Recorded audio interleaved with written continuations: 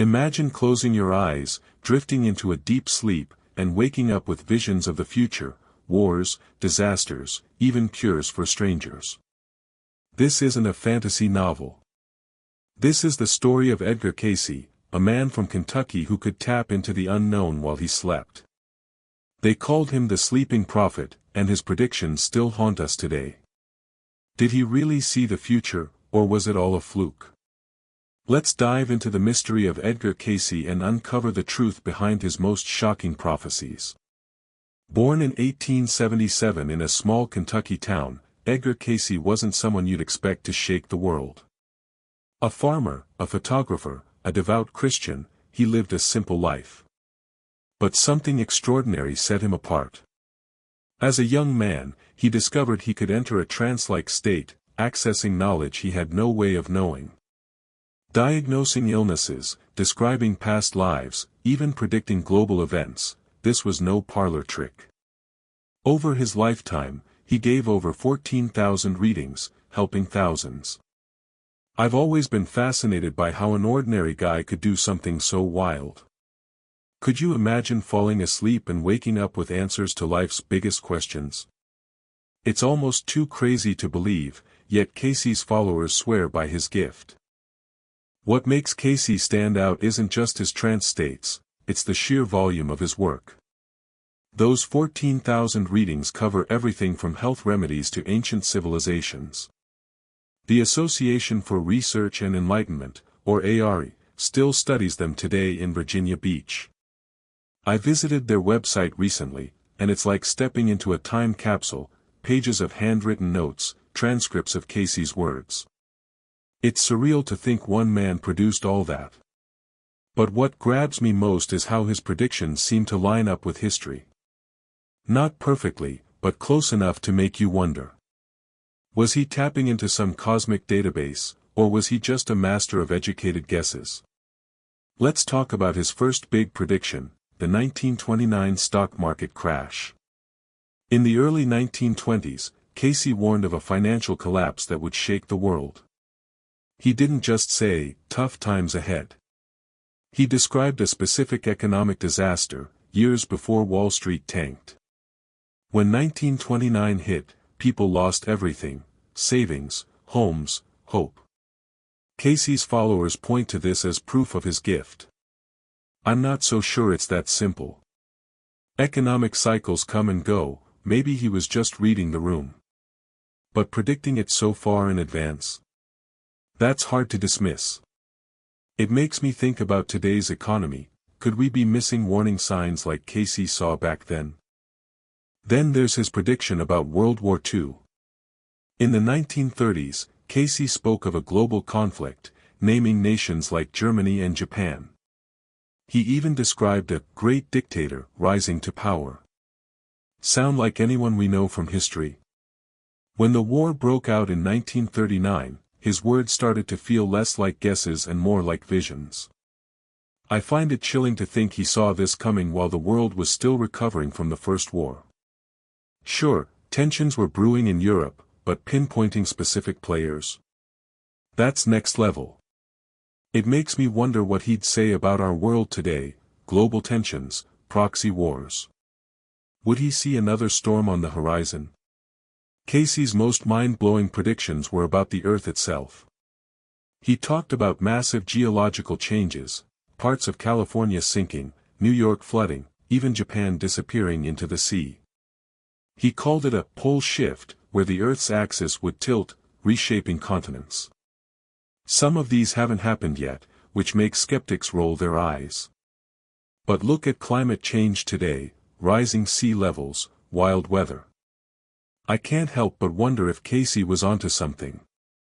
Maybe his timeline was off, but the big picture feels scarily relevant. If he's right, are we prepared for what's coming? It's a question that keeps me up at night. One thing that strikes me about Cayce is how he used his gift. He didn't chase fame or fortune. Most of his readings were to help regular people, sick kids, desperate parents. He'd fall into a trance, diagnose illnesses, and suggest remedies like castor oil packs or herbal blends. I tried a castor oil pack once, by the way, slimy, but oddly relaxing. Cayce's focus on holistic health feels so modern, like he was decades ahead of the wellness trend. Today, we're all about mindfulness and natural remedies. Was Cayce the OG of this movement? I think he might have been. Let's get to Atlantis. Yeah, that Atlantis, the lost civilization. Cayce claimed it was real, a high-tech society that sank thousands of years ago. He said many of us lived past lives there, and our souls carry those memories. I know, it sounds like sci-fi, but hear me out. Cayce's descriptions were so detailed: crystal-powered cities, flying machines. Modern archaeologists haven't found Atlantis, but they've uncovered sunken ruins off places like Greece and Cuba. Could Cayce have been tapping into some ancient truth? I'm not sold, but it's fun to imagine. What if we're all Atlanteans deep down? Skeptics have a field day with Cayce. They say his predictions were vague, like horoscopes you can twist to fit anything. Some call him a fraud, claiming he made it all up for attention. I get the doubt. Psychic powers are a tough sell. But here's the thing, Cayce never got rich. He lived modestly, often giving readings for free. If it was a scam, it wasn't a great one. Plus, his medical readings helped people when doctors couldn't. I think the truth is somewhere in the middle. He had a gift, but it wasn't perfect. Human, not superhuman. Cayce's influence is still alive. The ARE in Virginia Beach is like a pilgrimage site for spiritual seekers. They offer workshops, meditation retreats, even courses on Cayce's health tips. I checked out their online archive, and it's wild, thousands of readings, free to read. It's like Cayce left us a roadmap to the soul. His ideas about reincarnation, karma, and mind-body connection feel so relevant in our stressed-out world. I've been meditating more lately, and I wonder if Cayce's teachings could help us find balance in 2025's chaos. What do you think? Could his wisdom still guide us? One prediction that sticks with me is Cayce's vision of a new spiritual awakening. He said humanity would enter a phase of deeper connection, to each other, to the planet, to something bigger. Look around today: mindfulness apps, yoga studios, people craving meaning. Maybe he saw this coming. But he also warned of challenges: division, fear, environmental crises. I see that in the news every day. It's like Cayce gave us a heads up, but we're still figuring out how to listen. Are we ready to step up, or are we too distracted? Let's talk about his health readings. Cayce's remedies were weirdly specific: castor oil for inflammation, coffee grounds for detox. I looked into the science, and some of it holds up. Castor oil has anti-inflammatory properties, studies back that. Coffee foot baths? Not so much, but they sound fun. What I love is how Cayce saw health as more than just the body. He talked about stress, emotions, even past life trauma affecting us. That's so ahead of its time. I've been thinking about my own stress lately. Maybe I'll try one of his remedies. Anyone else game to experiment? Back to Atlantis for a second. Cayce said its downfall came from greed and misuse of technology. Sound familiar? We're building AI, exploring space, but also fighting over resources and power. I wonder if Cayce would see us repeating Atlantis's mistakes. He believed we could avoid disaster by choosing love over fear. It's a simple idea, but so hard to live by.